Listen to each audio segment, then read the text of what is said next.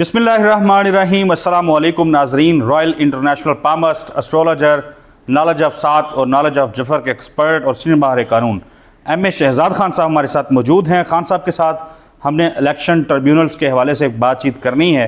क्या पाकिस्तान तहरीक इंसाफ के बकौल उनसे छीनी हुई जो नशिस्तें हैं वो ट्रिब्यूनल्स के ज़रिए PTI को वापस मिल सकेंगी?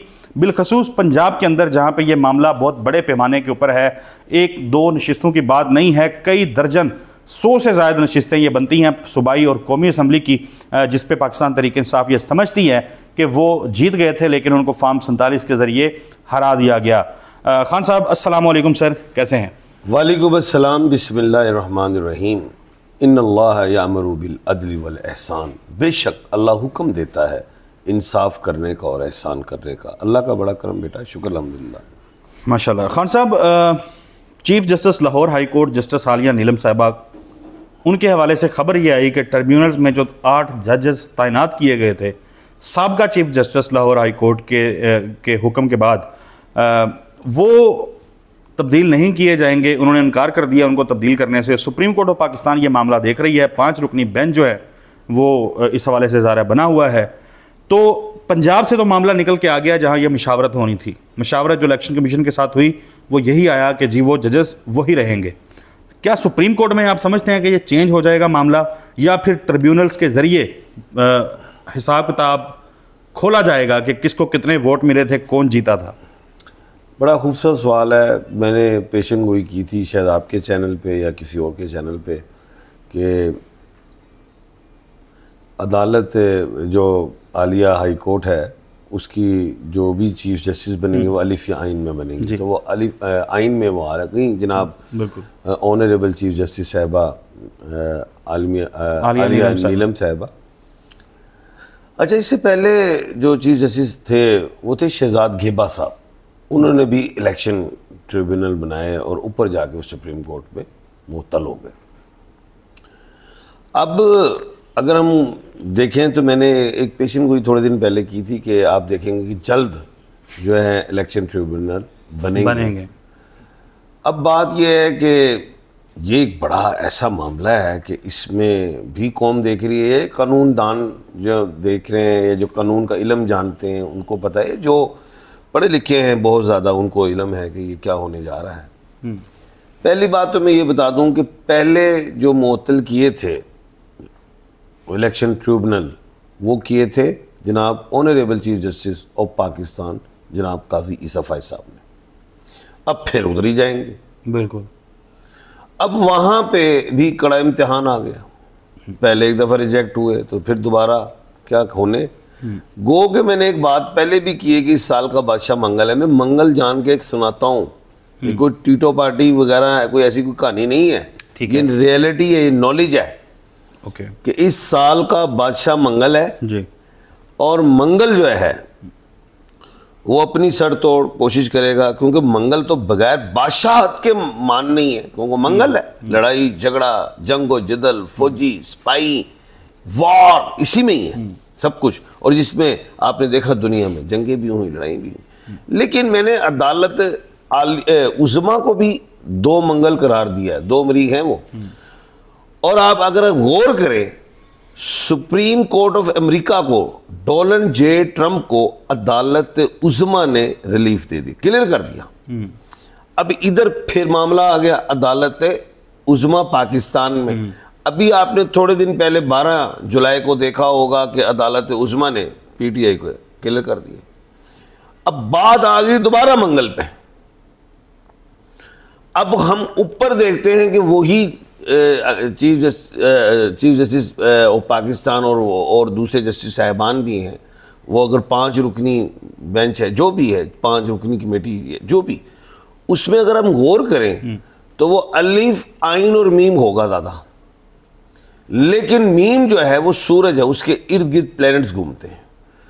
अब बात यह है कि मीम के वोट PTI की तरफ चले जाएंगे, अलिफ कोई हुआ तो उसके भी चले जाएंगे।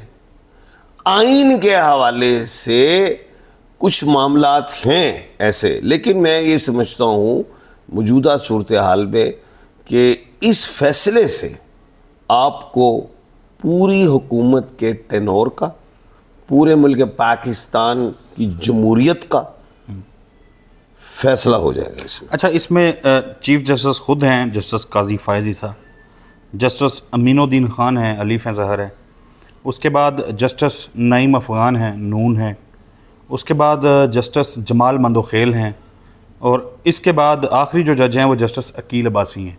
तो मीम इसमें कोई नहीं है। अच्छा, मीम नहीं है, ठीक इसमें है। नून से एक जज अलिफ है, आइन है और नून है, मैं समझ गया हूँ। नून मैं किसी पे ज़ाहिर बात नहीं कर रहा, मैं सितारों के साथ चलूँगा। तो नून इस साल का कोई इतना पावरफुल नहीं है, ठीक है। आइन पावरफुल है, अलिफ पावरफुल है, तो लेकिन उसके फैसले से आपको अंदाज़ा हो जाएगा। लेकिन मेरा वोट फिर भी दस्तूर की तरफ जाएगा, आइन की तरफ जाएगा। मैं वोट फिर भी, क्योंकि आइन को जिताऊँगा। अगर मैं आइन की बात करूँगा, कॉन्स्टिट्यूशंस को, तो वो भी अलिफ में है, वो भी मंगल है, तो अब बादशाह है। आप कंक्लूजन ज़रा आसान करके अवाम के लिए बताएं कि ट्रिब्यूनल्स जहां से पीटीआई को उम्मीद लगाई हुई है, पीटीआई ने, वो उनकी उम्मीद पूरी होगी, नहीं होगी, सीटें वापस होंगी या नहीं होंगी? 5 जस्टिस साहबान जी, तो 2-3 का फैसला। 3 क्या कहेंगे? मैं तो हाँ की तरफ रहूँगा, माइंड तो मेरा है। 3 कहेंगे कि ट्रिब्यूनल्स काम करते रहें। मेरा हाँ की तरफ माइंड है, 2-3 का माइंड है मेरा मेंटली। ओके, लेकिन जो है, अगर आप इसको उल्ट कर दें तो फिर जमहूरियत खतरे में। खान साहब ये कह रहे हैं कि 3-2 से फैसला जो है वो आने का इम्कान है, और 3 जजेस जो हैं वो ट्रिब्यूनल्स को कहेंगे कि वो काम जारी रखें। खान साहब, अगर काम जारी रहता है, फिर अलीम खान साहब हों, ओन चौधरी साहब हों, मरियम नवाज साहिबा बिलखसूस, जिनका तो मार्जिन ऑफ विन जो है वो बहुत कम है, और इल्ज़ामात वहाँ पे भी हैं कि वो, बल्कि ख़ुद NA 130 नवाज शरीफ साहब, उनका भी हल्का जो है वो कहते हैं कि डॉक्टर यास्मीन राशिद जो हैं वो जीत गई थी। लोग कहते हैं, पीटीआई ये क्लेम करती है, और मुख्तलिफ सहाफ़ी जब तज़िया कर रहे होते हैं तो वो भी कहते रहे हैं कि ये हल्का दरअसल नवाज शरीफ साहब जो हैं वो हार गए हैं। तो फिर ये सारे हल्के खुल जाएंगे। देखिए, मैं ये समझता हूँ कि बाऊजी, जिनको नवाज शरीफ साहब को बाऊजी भी कहा जाता है, उनको तो अक्लमंदी और दानिशमंदी करनी चाहिए थी, जैसे वो हार गए थे। क्योंकि मैं तो उर्दू बाज़ार का रहने वाला हूँ, मुझे तो पता है कि बाऊजी हार गए थे वहाँ से। क्योंकि मैंने हर दोस्त से पूछा, हर उससे भी पूछा जो मुझसे नहीं भी चाहता, उसने कहा जी हमने बाऊजी को वोट नहीं दिया, ठीक है।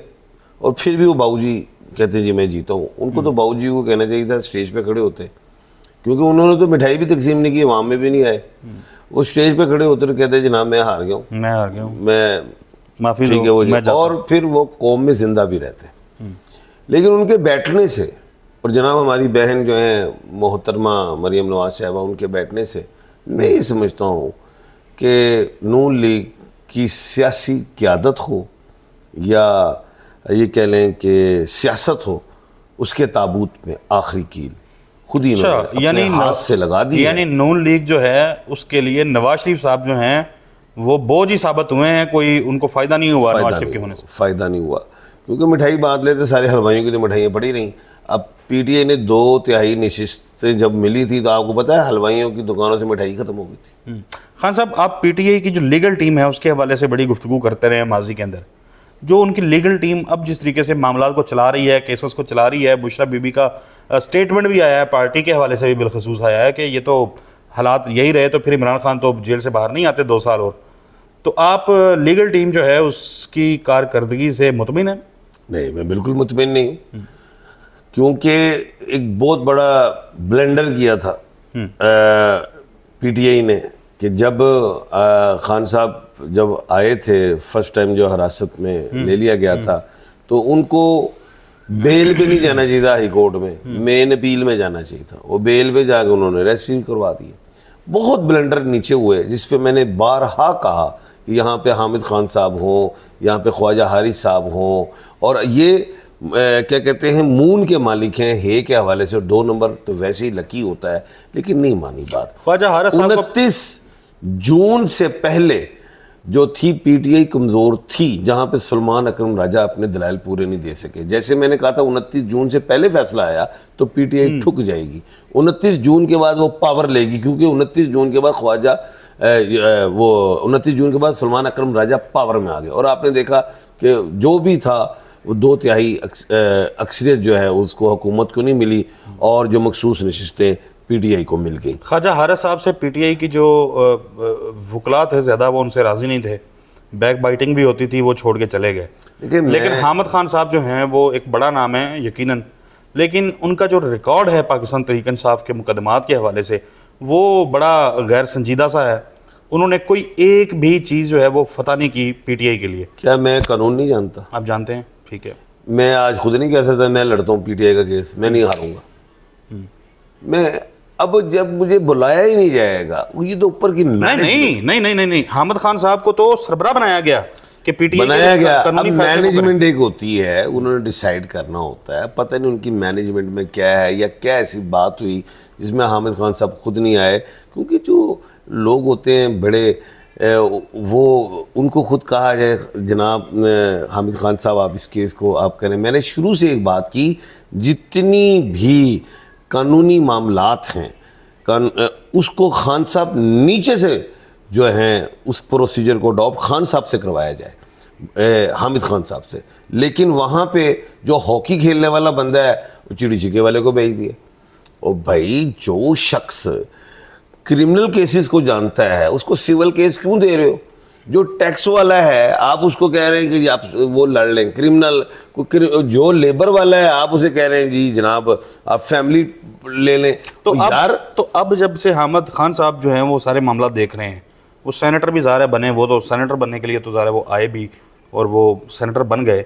जब से वो मामला को देख रहे हैं उसके बाद जो स्ट्रेटजीज अब चल रही हैं, आप उससे मुतमिन हैं?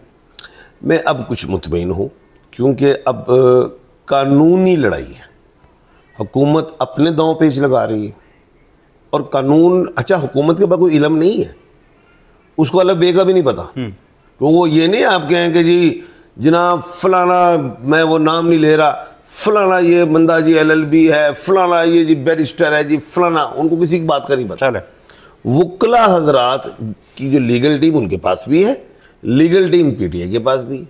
ये दांव पेच की लड़ाई है, लेकिन जीत आइन की होगी, जीत आइन की होगी। जी MS शहजाद खान साहब बहुत शुक्रिया आपके कीमती वक्त के लिए। नाजरीन, खान साहब का कॉन्टैक्ट नंबर जो है वो हमारी स्क्रीन के ऊपर चल रहा है। अगर आप लोग कुछ जानना चाहते हैं, आपके सवालात हैं, आपकी क्यूरीज़ हैं, तो आप MS शहजाद खान साहब से कॉन्टैक्ट कर सकते हैं। हमें इजाज़त दीजिए, इंशाल्लाह अगली वीडियो में मुलाकात होगी। तब तक के लिए अल्लाह हाफिज़।